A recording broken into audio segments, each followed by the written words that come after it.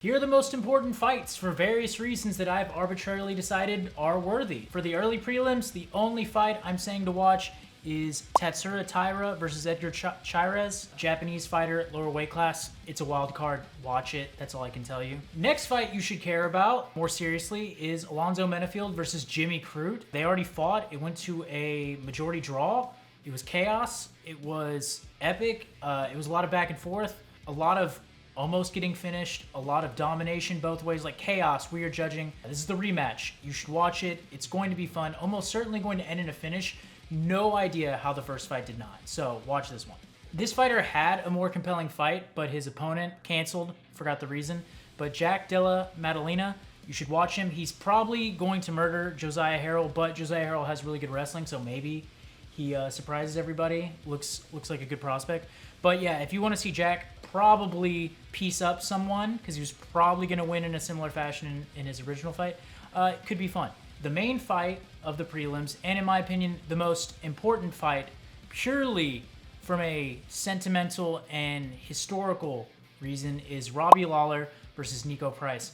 Fuck the UFC for making this fight. Nico Price is good, really good, and the UFC is awful at sunsetting fighters and giving them fights in context of their career. The UFC doesn't always have to be a meat grinder. When you're on the way up and when you're at the top, sure. But when you are on the way out, fighters should have some kind of sunsetting. Nico Price is an extremely dangerous fighter.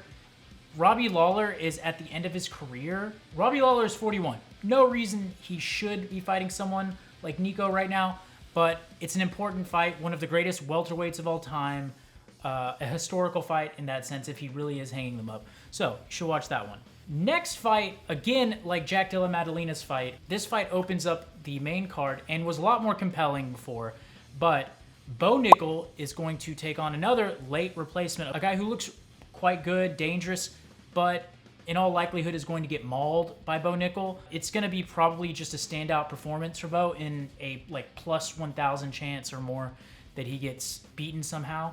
But yeah, if you want to see a truly elite athlete, elite wrestler, again in MMA in his 5th fight, who will probably be fighting for a title in a year or so's time, Bo Nickel to open up the card. The next really compelling, well, the whole main card is worthy of your time, I would argue. We'll skip ahead to Robert Whittaker versus Dricius du Plessis, because Robert Whittaker is one of the most perennial contending fighters, one of the most elite, consistent fighters in the middleweight division for several years, pushing a decade at this point.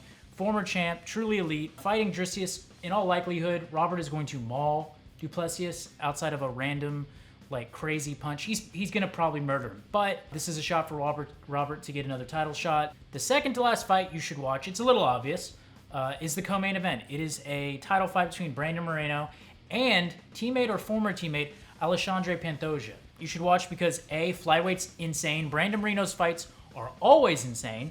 They are super compelling, super exciting.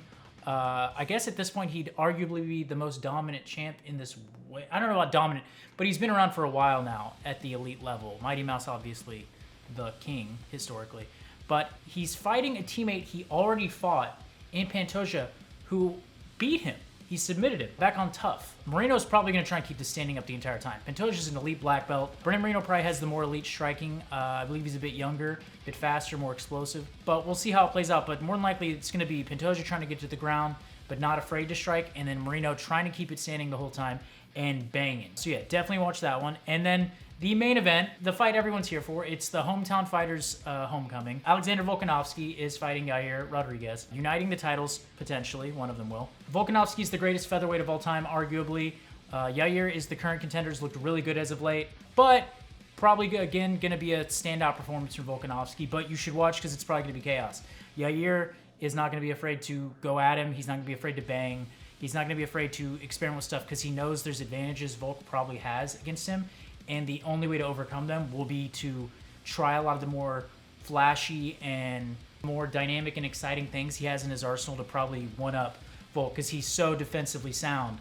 And I don't think he's going to submit Volkanovski, so it's probably going to have to be in the striking if he has a chance. So it's probably going to be a super exciting fight because both of them are already super dynamic people generally, super dynamic fighters.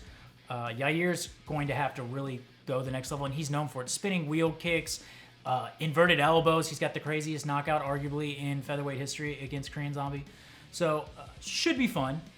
For real MMA fans, that's who I'd say watch. Obviously, you can watch more. Watch the whole card. I don't care. But those are the key fights to watch. Come back next time when I make another video about something about MMA that you probably like. Put your picks for UFC 290 in the comments below. Thank you.